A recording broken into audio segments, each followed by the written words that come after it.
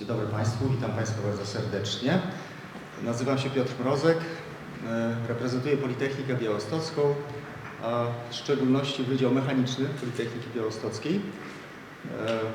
Z tego co mi wiadomo, z listy obecności gości, prawda, i z listy prelekcji w dniu wczorajszym, to była szersza reprezentacja Wydziału Budownictwa i Nauk o Środowisku.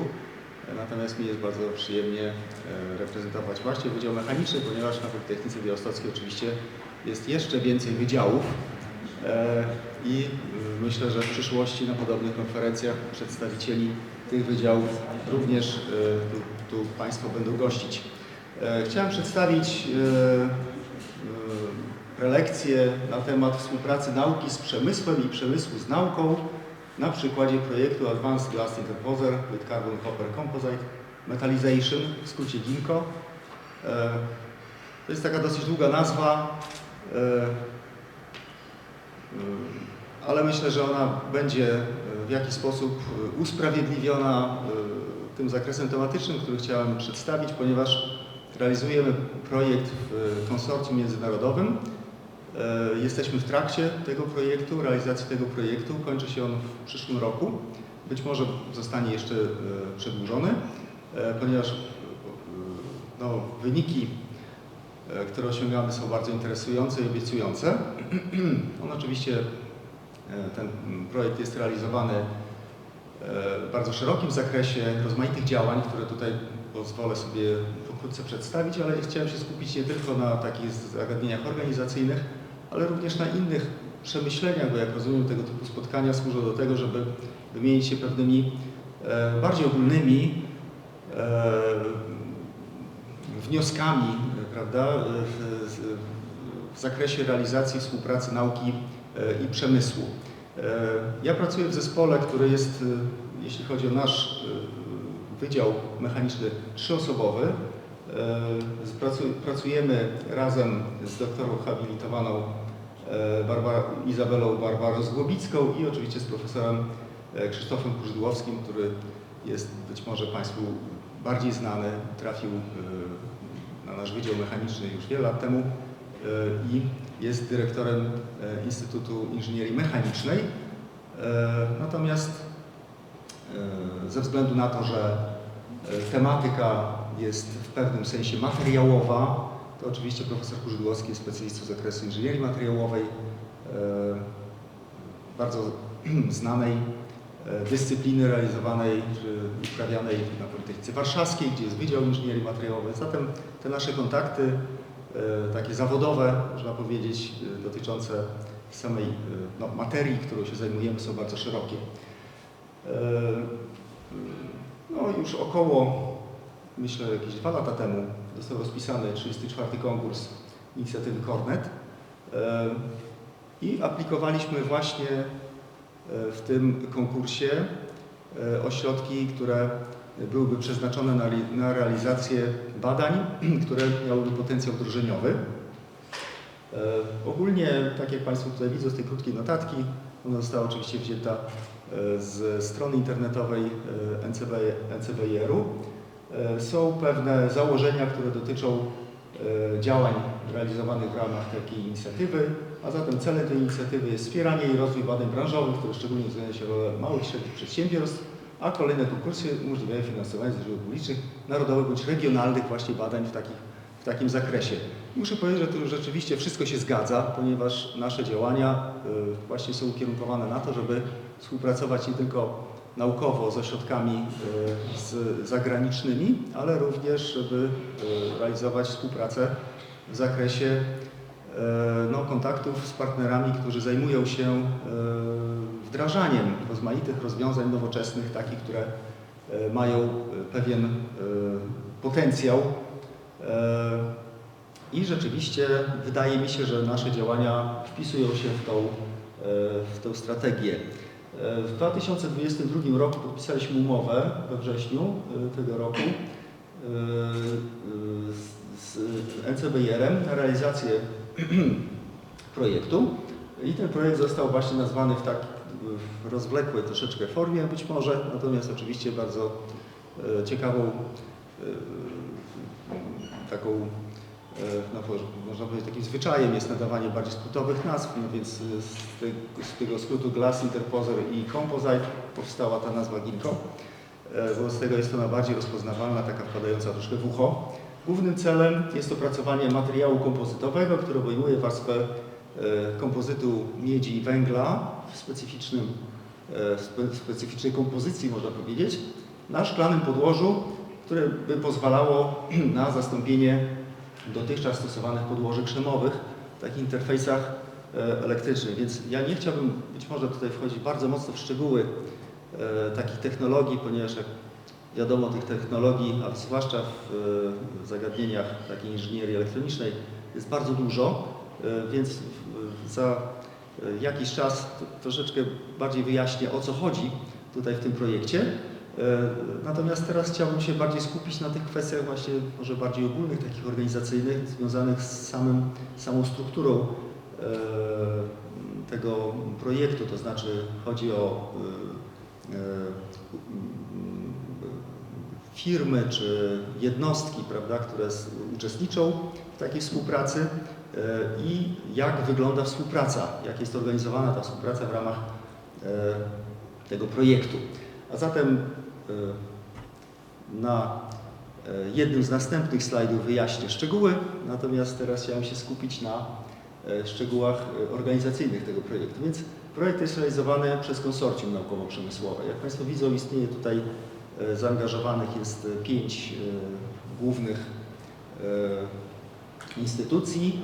Hart, Schichart, Gesellschaft für angewandte Forschung to jest takie stowarzyszenie dotyczące nauk stosowanych, a zatem jest to pewna organizacja, która jest już sama w sobie pewnym konsorcjum instytucji, które zajmują się takimi badaniami, realizacją takich badań stosowanych. A jak sama nazwa wskazuje, jeśli chodzi o stosowanie, zastosowanie, wobec tego oczywiście skupione te organizacje w ramach właśnie tego stowarzyszenia prowadzą zarówno badania, jak i wdrażanie i wręcz produkcję wymyślonych przez siebie czy opracowanych przez siebie wyrobów.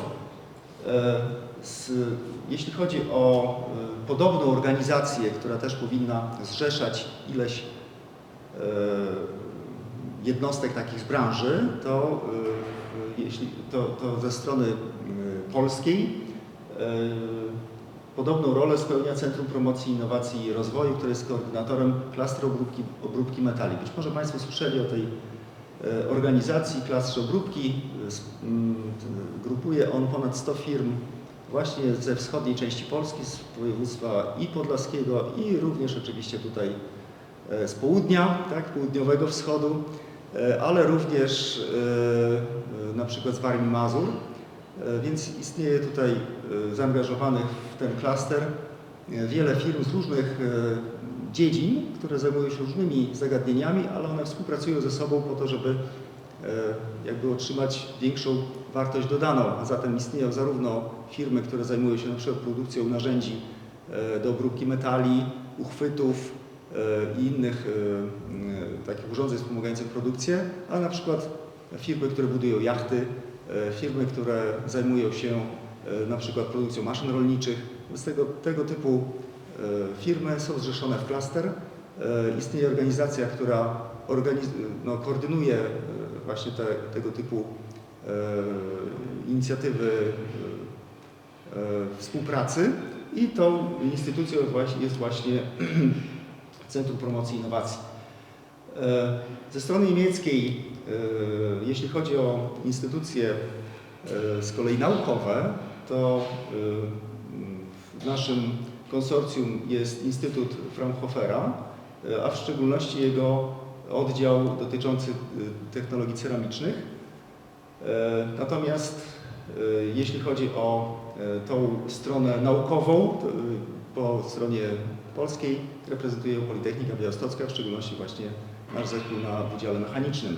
Jest również ścisła współpraca z Instytutem Hanna Schikarda, który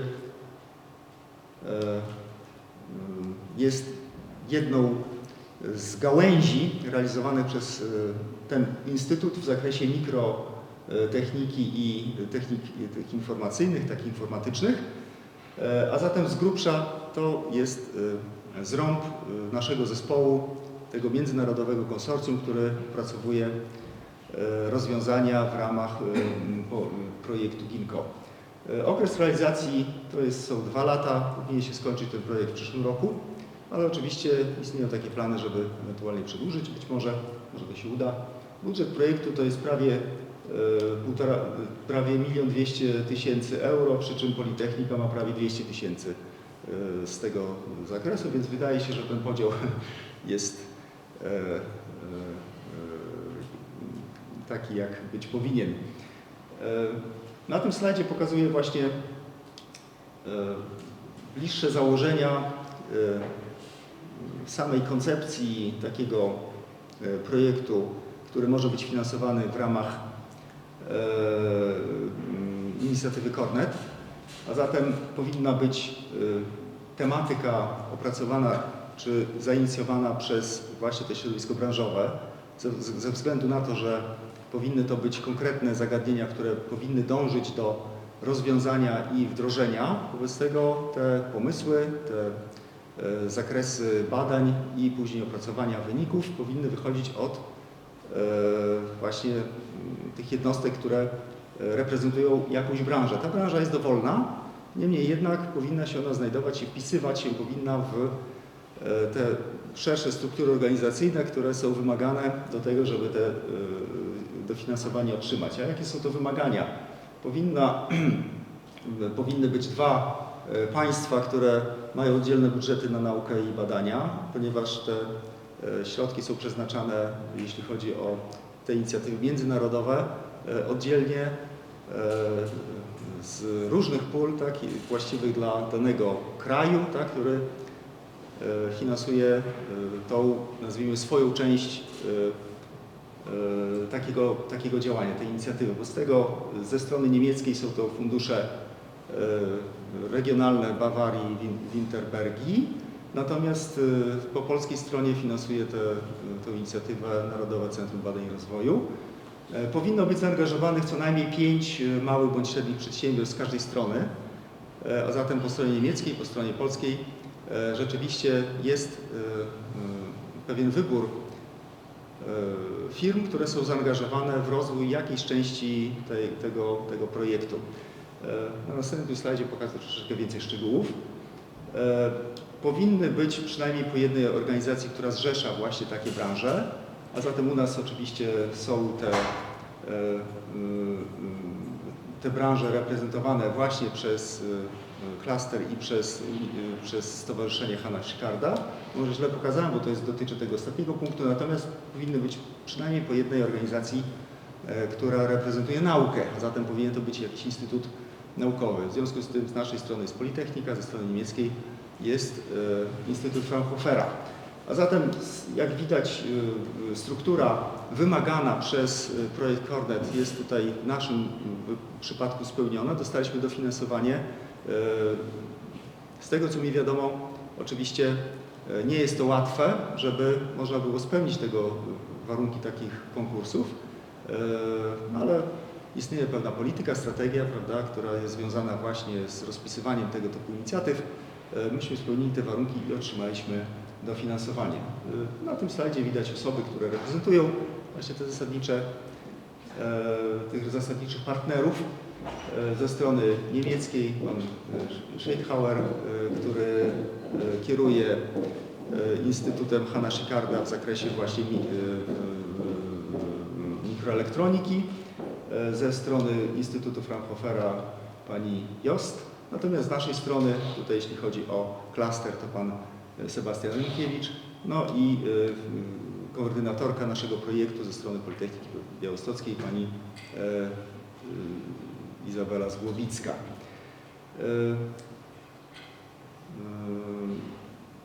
Może chciałbym w tej chwili troszeczkę bardziej przybliżyć tych głównych partnerów, oczywiście tych takich najważniejszych, ponieważ wydaje się, że najczęściej możemy zapoznać się z charakterystyką takich firm czy takich partnerów, którzy właśnie przykładowo biorą udział w takich inicjatywach, zazwyczaj z jakichś materiałów, które są dostępne, no powiedzmy bardziej ogólnie, czy to poprzez internet, czy inne środki, powiedzmy jakiegoś przekazu, jakieś źródła branżowe. Natomiast ja chciałem tutaj jakby bliżej troszeczkę kilka słów powiedzieć na temat tych partnerów, ponieważ wydaje mi się, że to inicjatywa, która dotyczy organizacji współpracy takich jednostek, daje możliwość bliższego zapoznania się z charakterem takich jednostek czy instytutów. Ja po raz pierwszy, jeśli chodzi o moją osobę, pracuję w takim konsorcjum, które jest międzynarodowe i dla mnie na przykład daje to bardzo ciekawe wrażenia, jeśli chodzi o warunki takiej współpracy, ponieważ istnieje wymóg bliskich kontaktów z tymi instytucjami. Przykładowo jest wymogiem częste, comiesięczne organizowanie spotkań w ramach tych zespołów, które współpracują ze sobą. Jest przewidziana wymiana, współpraca powiedzmy na zasadzie wizyt, bo oczywiście te spotkania są dzisiaj szczęśliwie, ponieważ mamy internet, mamy Teamsy i inne możliwości spotkań, one są bardzo ułatwione. Jeszcze kilka czy kilkanaście lat temu nie było to aż tak możliwe, prawda, takie częste spotkania. Natomiast oprócz tego, że jest możliwe bardziej częste spotykanie się, w zasadzie taka współpraca na co dzień poprzez właśnie środki elektroniczne, ale bardzo dużo dają wizyty takie studyjne, powiedzmy, osobiste. Można pojechać, zobaczyć, jak wygląda taki instytut, czym się różni fotografia, prawda, od tego, co jest tam rzeczywiście na miejscu. W związku z tym chciałem powiedzieć, bo to już jakby wynika z mojego osobistego doświadczenia, ze względu na to, że taka wymiana tutaj, prawda, te wizyty studyjne były i będą jeszcze realizowane w dalszym ciągu. Bardzo ciekawym stowarzyszeniem jest właśnie Stowarzyszenie Hanna Sikarda. One ma cały zakres bardzo szerokiej działalności, ale skupionej na w zasadzie takiej branży elektronicznej czy mikroelektronicznej, ale w szczególności tej mikroelektroniki użytkowej. Jak widać, przychód rzędu ponad 40 milionów euro, gdzie oczywiście są to kontrakty z przemysłem, ale jak widać bardzo duża, wysoka pozycja to jest po prostu dotowanie przez rząd. Tutaj w skrócie TBW, no to oczywiście regionalne środki z landu Bawarii, Witterbergi, tak mniej więcej to, jeśli tak to można powiedzieć po polsku. Mimo tego, że tych zatrudnionych osób nie jest zbyt dużo, bo to jest 260, tak, jako na 2021 rok. Jak widać, te osoby są zatrudnione w 4 rozmaitych jednostkach, instytutach i są oni w stanie wypracować tak duże kwoty, prawda, przychodu rocznego. Z tego robi to wrażenie i ja jestem oczywiście tutaj jakby osobiście bardzo pozytywnie odbieram to, w jaki sposób ta organizacja pracy w tych instytucjach wygląda, ponieważ miałem okazję zobaczyć to z bliska. Wybraliśmy się w tym roku do Villingen-Schwenningen, to są południowe Niemcy. Oczywiście dojazd jest tam troszeczkę uciążliwy, jeśli chodzi o Białystok, bo to jest jednak sporo tych kilometrów. Niemniej jednak warto oczywiście tam brać udział w takich wycieczkach, żeby można było zobaczyć, jak jest organizowana praca właśnie w takich jednostkach naukowo-badawczych. Jak widać, zakres działalności Instytutu jest niezwykle szeroki. Zajmuje się on przede wszystkim projektowaniem, konstruowaniem rozmaitego rodzaju czujników, które są główną osią zainteresowania takiego instytutu, ale oczywiście ze względu na to, że tego typu firmy zajmują się zarówno badaniami, nawet można powiedzieć takim w zakresie w pewnym sensie podstawowym, poprzez opracowanie ogólnej koncepcji produktu, poprzez badania w ramach doboru materiałów, struktur, konstrukcji, technologii wytwarzania, poprzez opracowanie serii próbnej i następnie, jeśli istnieje zapotrzebowanie na rynku, bo oczywiście rynek to jest następna niewiadoma, prawda, jak przyjmie dany produkt, zwłaszcza innowacyjny, istnieją możliwości produkowania czy wyprodukowania serii takich opracowanych przez Instytut wyrobów. I oczywiście my w ramach tych wizyt studyjnych mieliśmy okazję zapoznać się z takimi sposobami działania i można powiedzieć, że tam na rynku niemieckim to doskonale jakby zdaje egzamin. Jest cały szereg zalet tego, że tego typu urządzenia, jak tutaj są pokazane przykładowo, one są opracowywane w ramach jednej w zasadzie firmy, która ma wiele rozmaitych filii, prawda, tak jak pokazałem to na wcześniejszym slajdzie. Wobec tego może w kompleksowy sposób przejść od ogólnej koncepcji produktu do gotowego produktu produkowanego w liczbach milionów egzemplarzy, bo to też nam, prawda, mieliśmy okazję to zobaczyć. Więc oczywiście research, engineering, manufacturing, venturing, to wszystko jest realizowane w ramach tych jednostek, tej organizacji pracy, takiej Instytutu Hanna Szykarda. Istnieją oczywiście możliwości dalszego rozwoju, czyli tego typu firmy wspierają również jakby bardziej ryzykowne, można powiedzieć, działania, czyli na przykład zakładanie firm. Tutaj jak widać spin-offy są również wspierane przez Instytut i mają możliwość przedstawienia swoich działań, swoich wyników działań. Jeśli chodzi o Instytut Naukowy z kolei Fraunhofera, to jak widać w Dreźnie jest aż 11 oddziałów rozmaitych, zajmujących się rozmaitymi zagadnieniami. My współpracujemy z IKTS-em, czyli Fraunhofer Institute for Ceramic Technologies and Systems. Oczywiście to jest skrót tutaj niemiecki, więc te literki się troszkę nie zgadzają. Ten instytut ma niezwykle nowoczesne wyposażenie. No oczywiście my trochę na Politechnice zazdrościmy takich urządzeń. Niemcy mają troszeczkę, wydaje mi się, uproszczoną sprawę, ponieważ oni mają firmy, które produkują tego typu urządzenia. Wobec tego zarówno na przykład tryboindentery, mikroskopy elektronowe, scanningowe, mikroskopy elektronowe transmisyjne, czy ewentualnie bardzo nowoczesne urządzenia do badań materiałowych w skali takiej nano, to tu nie budzi to zdziwienia zapewne, że jeśli jest tryboindenter, to jest Bruker, jeśli jest, prawda, mikroskop elektronowy, to jest Zeiss, bo to są wszystko urządzenia produkowane przez stronę niemiecką, prawda? Wobec tego wspiera się w ten sposób jak gdyby tę branżę, zarówno produkcji opracowania samych przyrządów, jak i później wykorzystania ich w praktyce. Większość tych przyrządów była wykorzystana do badań materiałowych tych nazwijmy wyników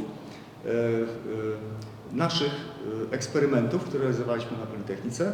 Ja niestety nie będę mógł w większości, powiedzmy, pokazać, bo to wszystko jest teraz w trakcie. Być może będą z tego opracowania patentowe, z tego musimy tutaj zadać pewnego rodzaju dyskrecję, ale to, co robiliśmy we własnym zakresie, być może, które dotyczą odrobinkę mniej jakby takich tajnych wyników, tak, to będę mógł tu się z Państwem podzielić pewnymi refleksjami na ten temat. Jeśli chodzi o cel naszego projektu, obejmuje on opracowanie i wytworzenie i scharakteryzowanie nowego materiału na bazie miedzi z nanostrukturami na bazie węgla. W projekcie było ujęte sformułowanie, że będzie to być może, stąd, że najlepiej grafenu, ale oczywiście węgiel ma wiele rozmaitych odmian allotropowych i niekoniecznie ten grafen tutaj w naszym przypadku był brany pod uwagę, jeśli chodzi o pierwsze miejsce. Cały szereg rozmaitych uwarunkowań, to znaczy po pierwsze technologia samego wytwarzania np. grafenu, ale również jego właściwości do zastosowania akurat w tym kontekście, którego dotyczy ten projekt. Jeśli chodzi o nowości naukowe, to chodzi o, naszym celem jest zaprojektowanie nowych materiałów, a zatem w tym sensie jak gdyby tutaj wchodzi w grę taka inżynieria materiałowa, w szczególności inżynieria cienkich warstw. osadzanych metodami fizycznymi bądź chemicznymi. My skupiamy się na metodach fizycznych, bo takie mamy możliwości w ramach naszego instytutu. W szczególności chodzi o poprawę przewodności cieplnej, ponieważ ten interposer, tutaj padła taka nazwa, to jest taki element układu elektronicznego, który służy do tego, żeby oprócz innych zastosowań w danym przypadku, żeby wspomagać prowadzenie ciepła od struktur elektronicznych, które realizują jakieś zadania takie praktyczne, jak to w układach scalonych, prawda, się dzieje, bo układy są projektowane do jakichś konkretnych zadań. Jest mnóstwo tego ciepła odpadowego, nazwijmy, które jest generowane w trakcie takiej pracy. Te ciepło powinno być odprowadzone, żeby taki układ elektroniczny mógł pracować bez przeszkód. Ponadto w ramach naszych działań jest zaprojektowanie nowatorskiej architektury metalowych połączeń wzajemnych, czyli przelotek, struktury przekładki w celu poprawy ogólnego transportu ciepła przez przekładkę, nie tylko na powierzchni, ale i przez. A zatem skupiamy się na zagadnieniach termicznych, transportu ciepła w takich układach, które współpracują z tymi podstawowymi elementami, strukturami krzemowymi układów scalonych. Tutaj właśnie to, co obiecałem wcześniej, pokazuję na obrazku, czego dotyczy już bardziej szczegółowo ten nasz projekt. Otóż struktury krzemowe układów scalonych są mikroskopijne zazwyczaj. Ten cały układ scalony, który widać w jakichkolwiek urządzeniach elektronicznych, widzimy jego obudowę, tylko to ta obudowa jest o wiele, wiele większa od rzeczywistych struktur, które realizują jakieś funkcje elektroniczne. Zamknięte w tej obudowie są takie struktury, które jakby realizują różne funkcje, a zatem z monokrystalicznego krzemu w ramach technologii realizowanych i można powiedzieć standardowo przy obróbce krzemu do zastosowań elektronicznych wytwarzane są struktury, które realizują swoje te funkcje logiczne, dlatego nawet tutaj taka nazwa jest użyta logic, tak, ze względu na to, że dzisiaj to dominują tutaj układy cyfrowe. Wobec tego zaprojektowanie i wytworzenie takich struktur na cienkich płytkach krzemu, które są oczywiście niewielkiej grubości, ale i niewielkich rozmiarów po wytworzeniu, prawda, w takim procesie, który zapewnia jednoczesną produkcję wielu tysięcy na przykład takich układzików na jednym wafrze, tak, bo to silikonowe wafers to się nazywa, te płytki krzemu monokrystalicznego. One są strukturami bardzo niewielkimi, ale które mają stosunkowo dużo rozmaitych wyprowadzeń kontaktów elektrycznych, które powinny zostać zastosowane do kontaktowania się z podobnymi strukturami, które występują w ramach pojedynczego układu scalonego, bo w tej jednej obudowie może być ich kilka, kilkanaście, czasami kilkadziesiąt nawet. A zatem te kontakty są stosunkowo drobne, jest ich stosunkowo dużo, natomiast one służą przede wszystkim do tego, żeby kontaktować się pomiędzy tymi strukturami krzemowymi, które realizują określone odrębne zadania. Potrzebna jest do tego pewna podkładka, która daje możliwość wykonania takich ścieżek, które łączą ze sobą te układy, ale zazwyczaj, jeśli chodzi o ogólny efekt tego działania, to jest on dostępny już w takiej formie, że da się te efekty uzyskać już na niewielkiej liczbie kontaktów, prawda, które powinny być wyprowadzone już na zewnątrz takiej obudowy. A zatem nie ma sensu wyprowadzania wszystkich kontaktów na zewnątrz obudowy, ponieważ one służą tylko do tego, żeby kontaktowały się ze sobą te strukturki, które współpracują w ramach układu scalonego, a wyprowadzić trzeba tylko te, które są niezbędne do podłączenia takiego układu do jakiegoś już urządzenia. W związku z tym stosuje się podkładki, takie nazwijmy przekładki, interpozery. To jest interpozer właśnie. I my się zajmujemy takim interpozerem. Interpozer ma zazwyczaj dwie funkcje do spełnienia. Pierwsza funkcja to jest właśnie umiejscowienie i połączenie tych układów, tych struktur krzemowych, które ze sobą współpracują, ale druga zasadnicza rola to jest odprowadzanie ciepła z tych struktur, ponieważ gęstość mocy jest bardzo duża. Te układy są wykonane z takich materiałów i tak zabezpieczone, że one nie utleniają się w trakcie pracy generalnie, bo tam dużo złota się wykorzystuje, prawda, różnych innych metali, czy półprzewodników, które nie ulegają na przykład oksydacji w trakcie pracy. Natomiast ze względu na ich właściwości elektryczne, rezystancję elektryczną, prawda, generuje się tutaj sporo ciepła. Wobec tego, żeby nie przegrzać tych układów, nie zniszczyć ich, trzeba te ciepło odprowadzać i do tego między innymi służy taki interpozer. A zatem te kontakty i przelotki, które są w ramach takiego interpozera zaprojektowane i wykonane, służą do tego, żeby po pierwsze wyprowadzić kontakty elektryczne, ale również, żeby odprowadzić ciepło z tych struktur krzemowych. A zatem zazwyczaj to jest tak, że te struktury krzemowe, tutaj ten rysunek nie odpowiada takim typowym, można powiedzieć, rozwiązaniom.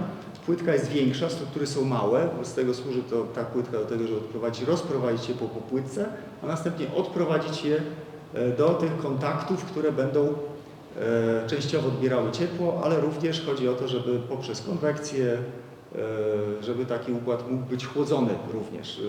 To zależy wszystko również od tego, ile tego ciepła jest generowane. Czasami wystarczy tylko sama obudowa, która w takim układzie scalowym się nagrzewa w pewien sposób i wystarczy kontakt z tym otaczającym powietrzem, żeby ochłodzić ten układ, a czasami potrzebne są dodatkowe radiatory, żeby te układy elektroniczne były chłodzone, ale zawsze pośredniczy w takich okolicznościach jakiś interpozer. No i teraz doszliśmy do istoty sprawy. My zajmujemy się interpozerem. Zazwyczaj interpozery są, jak na dzień dzisiejszy, wykonywane z krzemu monokrystalicznego, a zatem z tego samego materiału, z którego wykonywane są struktury elektroniczne, te właśnie wszystkie układy logiczne. Ponieważ ta rola interpozera jest odrobinę inna i trochę jak gdyby mniej nastawiona na te właściwości, które się zazwyczaj wykorzystuje w materiałach krzemowych, po to się je produkuje, prawda, żeby one realizowały przede wszystkim funkcje logiczne, a nie te termiczne. Wobec tego wydaje się, że trochę szkoda takich materiałów na takie płytki, których rola jest jakby inna niż przede wszystkim zastosowania te do obróbki sygnałów. Wobec tego powstała taka inicjatywa, taki pomysł, żeby zastąpić tą płytkę krzemową jakimś innym materiałem, o wiele tańszym, ale który byłby kompatybilny z rozwiązaniami krzemowymi. W związku z tym powstał taki pomysł, żeby krzem zastąpić szkłem. Szkło jest tanie, szkło jest wykorzystywane dzisiaj również w układach mikroelektronicznych.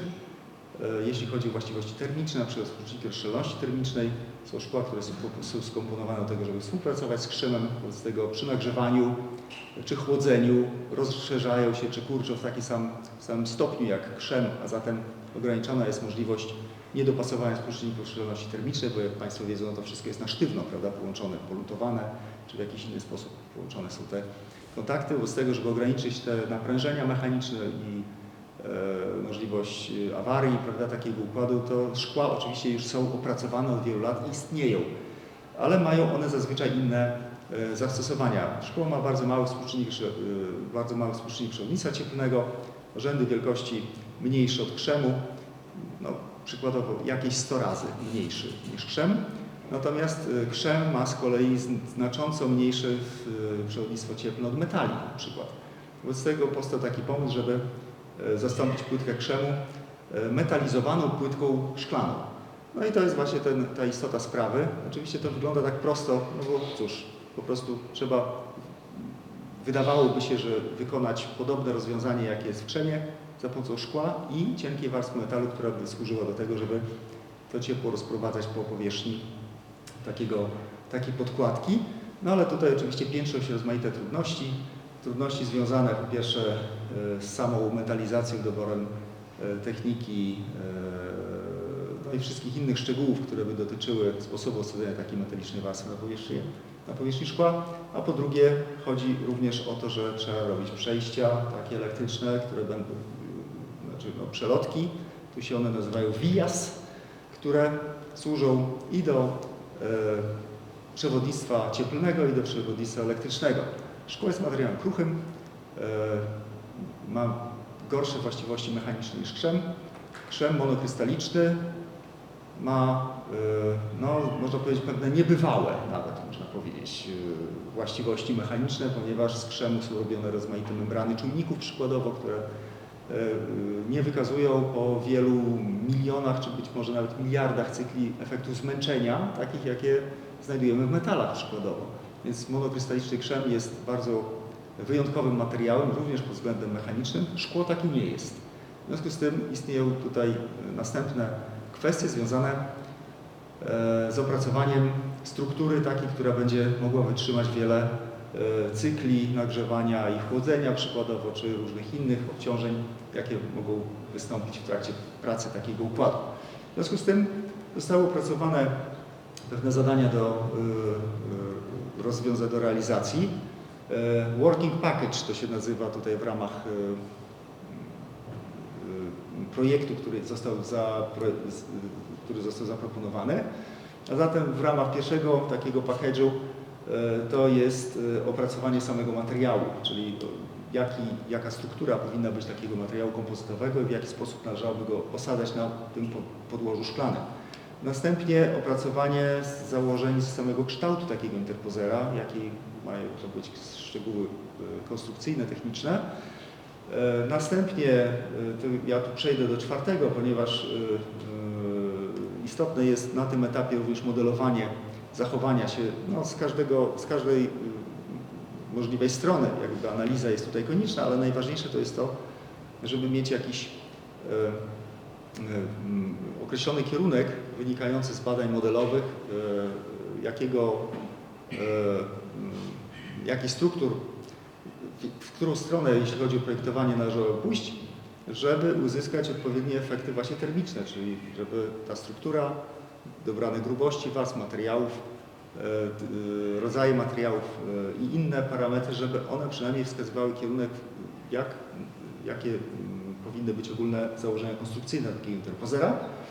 A następnie ostatni efekt to jest po prostu skonstruowanie takiego urządzenia eksperymentalnego i zbadanie go na stanowisku, czy zgadzają się te założenia projektowe z tymi efektami, które się uzyskuje w praktyce. I oczywiście ogromną rolę odgrywają tutaj badania materiałowe na każdym z tych etapów, ze względu na to, że od właściwości tychże materiałów, prawda, będą zależały wszystkie te efekty, których można się spodziewać na innych etapach badań. A zatem w kontekście organizacyjnym za cały szereg rozmaitych etapów odpowiedzialne są działania rozmaitych partnerów, zarówno tych niemieckich, jak i tych po polskiej stronie. Nie będę chodził tutaj może we wszystkie szczegóły, które dotyczą realizacji tego projektu, natomiast tutaj chciałem pokazać pewne, powiedzmy, szczegóły, które będą najistotniejsze, ale też nie będą zdradzały być może za dużo, prawda, jakichś kwestii, które jeszcze nie są gotowe do pokazania, jeśli chodzi o ich ostateczny kształt. A zatem są zaprojektowane pewne struktury testowe. One tutaj rozłożone są na powierzchni takiej płytki szklanej.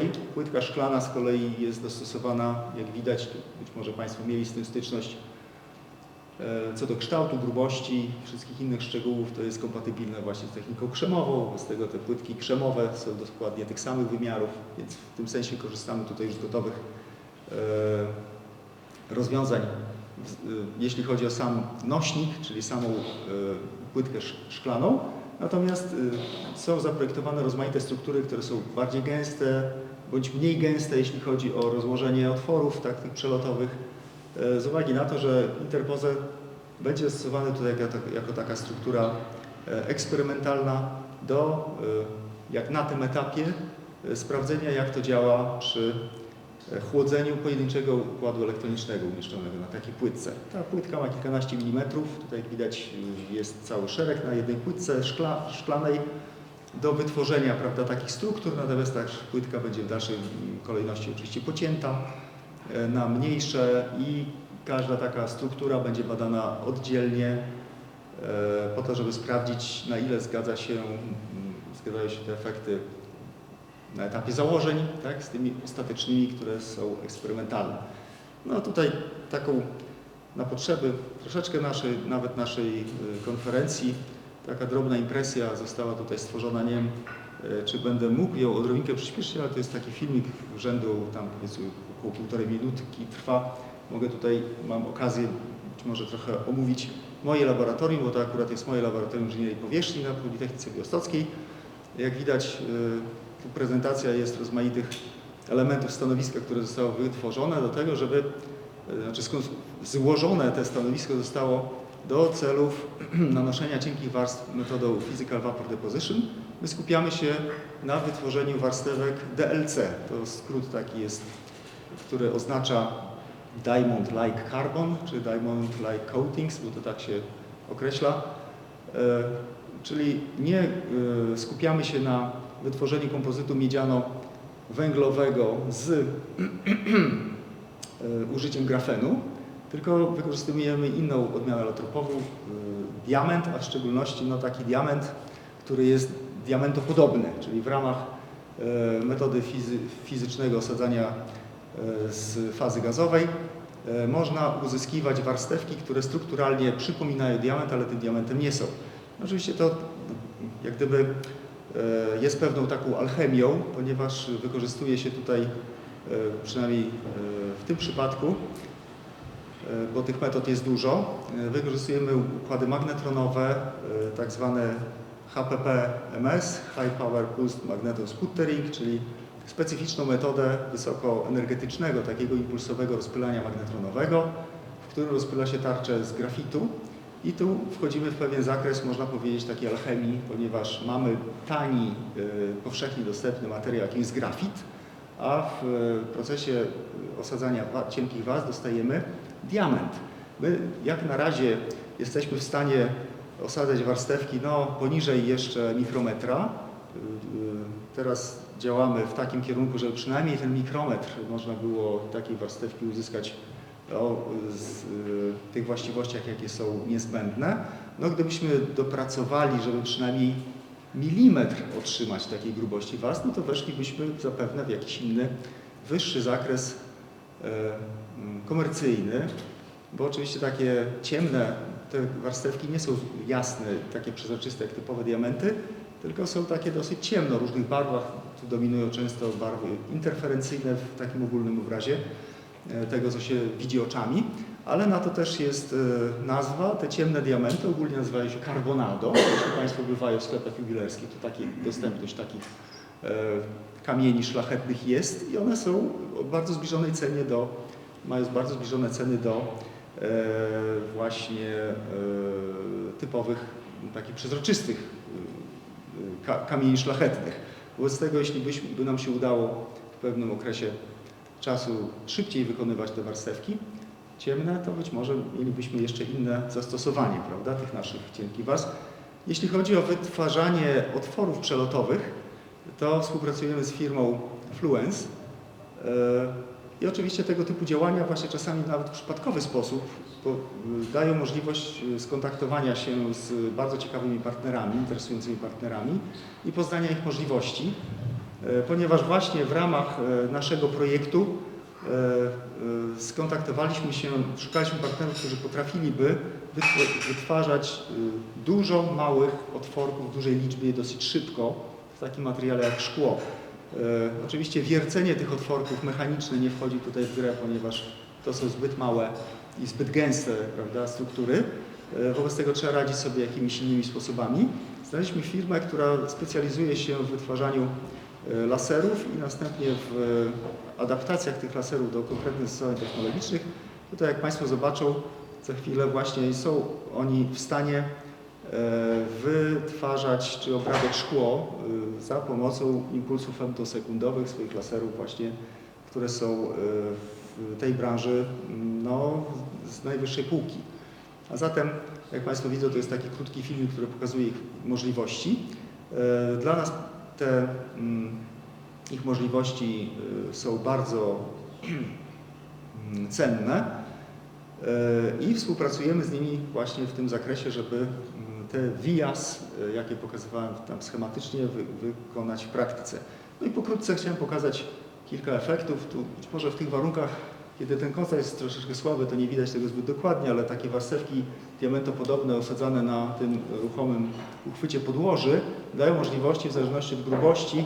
Ta sama warstwa wygląda zupełnie różnie, ponieważ ona jest częściowo przezroczysta, z tego te efekty interferencyjne odgrywają tutaj rolę. Jak widać 100 nanometrów, 65 czy 50, one mają zupełnie różne barwy, a wynika to wyłącznie z tego, że to jest efekt, prawda, pewnej przezierności materiału i interferencji światła odbitego od takiej warstwy. Z mojego punktu widzenia, ponieważ ja wytwarzam te warstewki, no to ma to pewien walor taki, nawet można powiedzieć, no to jest to, co człowieka najbardziej kręci w tych badaniach, czyli coś, co daje przyjemność, prawda, że robi się coś, co nawet na oko wygląda bardzo ładnie, ale oczywiście to jest efekt bardzo intensywnej pracy, bo trzeba było bez jakichś wstępnych informacji zrobić założenia co do skompletowania aparatury, zakupić dużą część elementów wyposażenia, następnie dobrać parametry technologiczne i następnie, prawda, je tak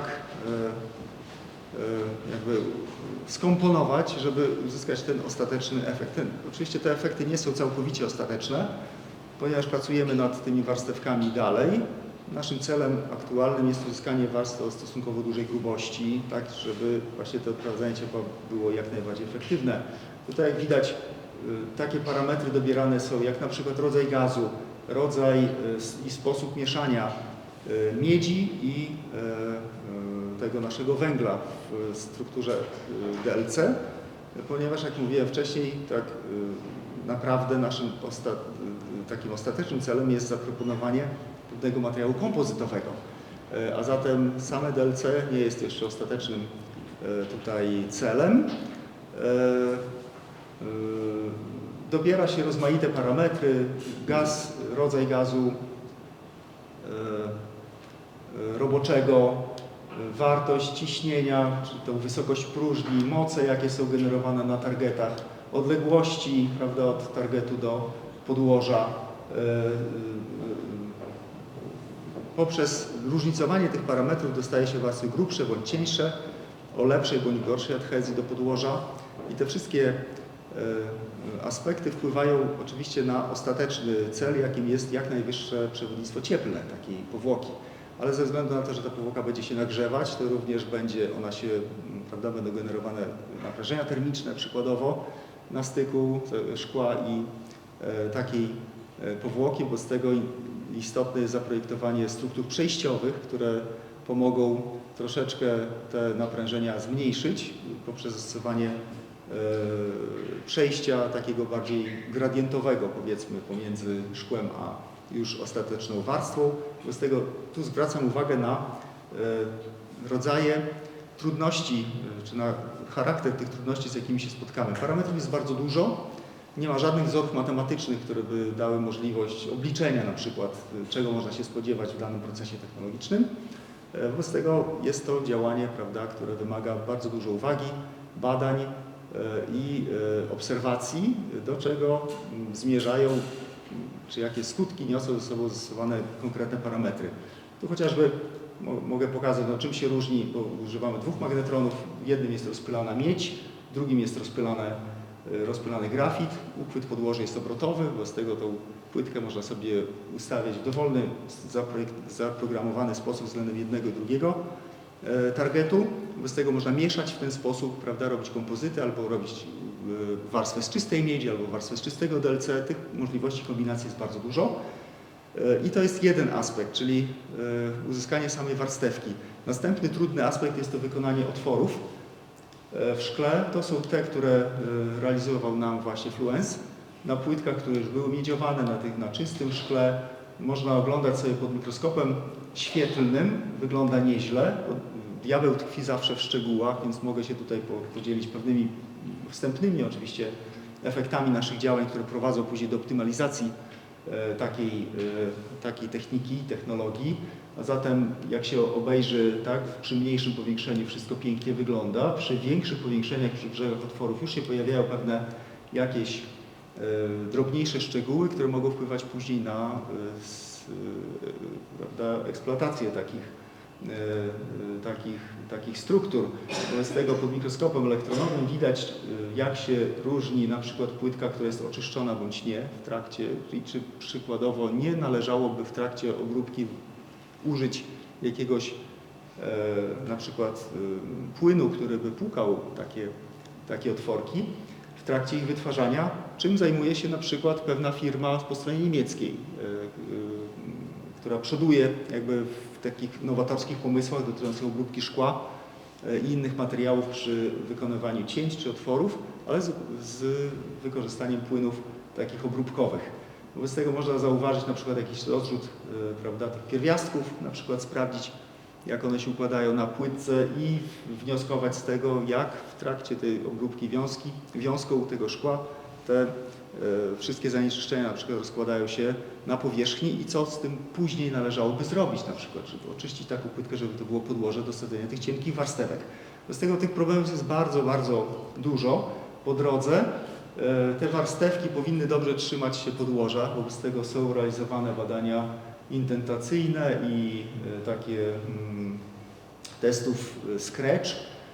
Wobec tego warstewki są testowane w tym kierunku, czy ta adhezja jest dobra, czy nie. Tutaj widać taki po intenterze i Scratch teście można oglądać tą warstwę i wnioskować po wykresach, które tutaj uzyskujemy, wartości sił i pomiarów, wysokości ostrza, wnioskować, czy taka warstwa się trzyma dobrze, czy nie. Natomiast tutaj już zmierzając ku końcowi, chciałem pokazać właśnie te szczegóły, które bardzo mocno wpływają na sposób jakby wnioskowania i projektowania dalszych prac. Wystarczy zmienić jeden parametr przy nakładaniu cienkich warstw DLC. Tutaj ja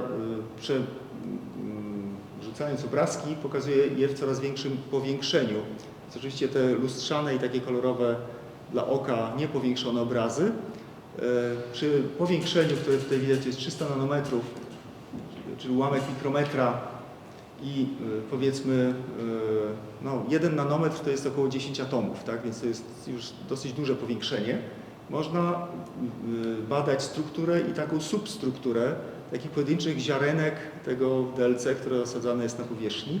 Jak widać, jeśli wykorzystamy argon przykładowo jako gaz nośny, widać bardzo szczegółowo pewną substrukturę ziarn, która to substruktura pojawia się przy tych zastosowanych parametrach.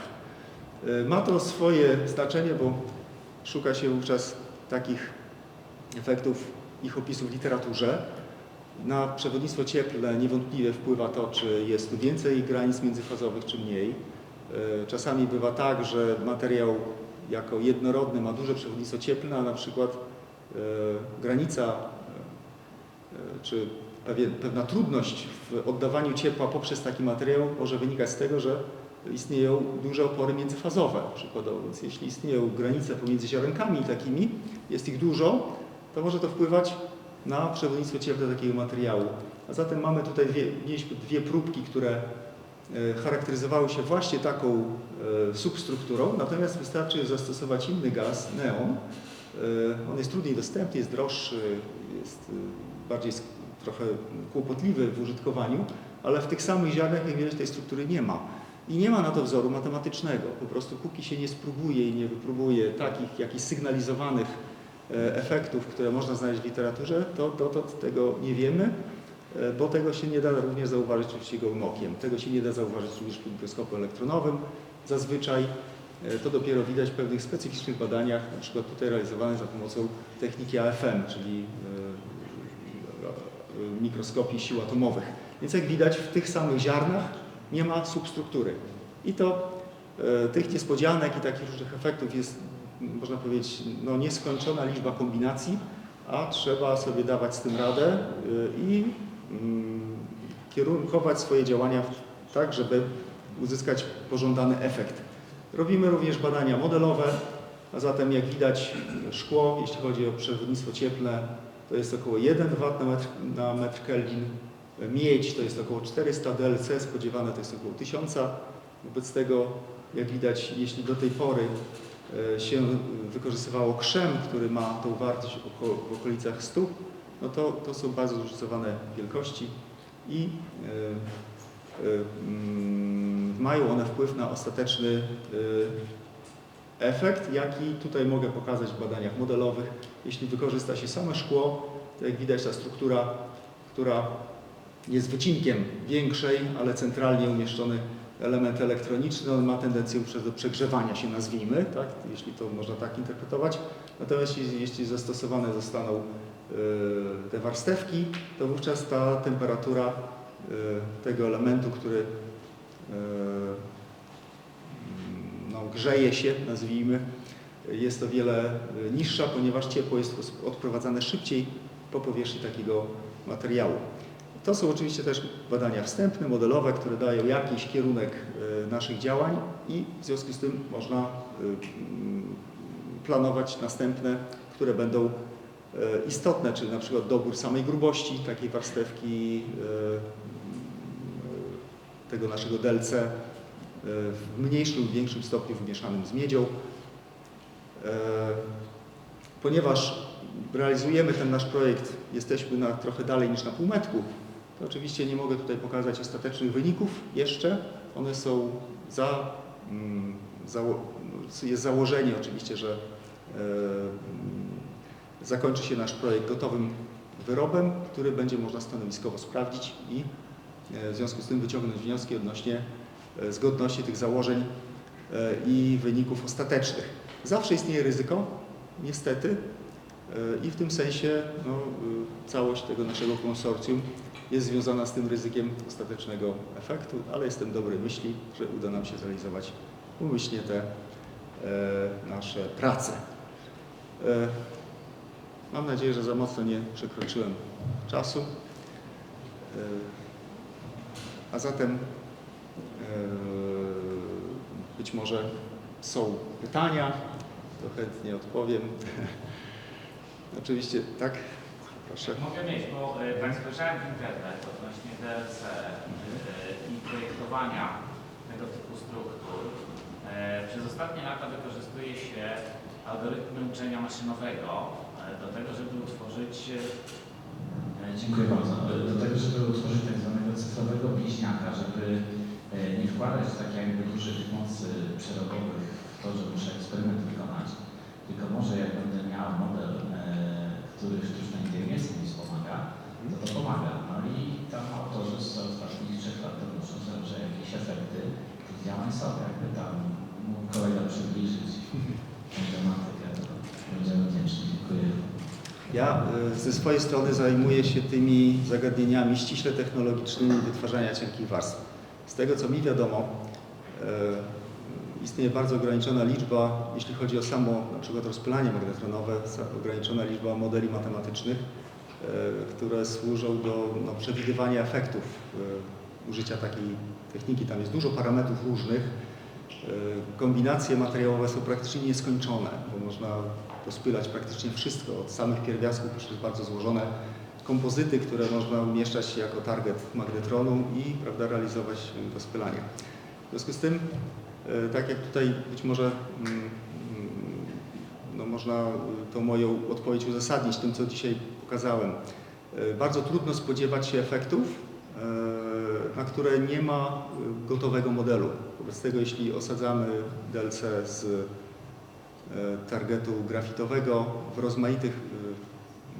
przy użyciu rozmaitych parametrów, to te uczenie maszynowe byłoby bardzo użyteczne, jeśli byłoby bardzo dużo wstępnych informacji, żeby taki model można było, nie wiem jak to się nazywa, uczynić go funkcjonalnym, czyli te dane wejściowe muszą być bardzo obszerne, prawda? Tak jak tego wymaga sztuczna inteligencja. Musi być bardzo dużo przypadków po to, żeby można było ich użyć do celów później takich predykcyjnych, do przewidywania, co się będzie działo, prawda, kiedy użyjemy właśnie takich parametrów. Tych danych generalnie nie ma, więc w pewnym sensie odkrywamy tutaj, robimy takie badania pionierskie w tym zakresie, żeby użyć przykładowo tej metody wysokoimpulsowego dużej mocy rozpylania magnetronowego, bo oczywiście tych odmian rozpylania też jest bardzo dużo. Być może w pewnym zakresie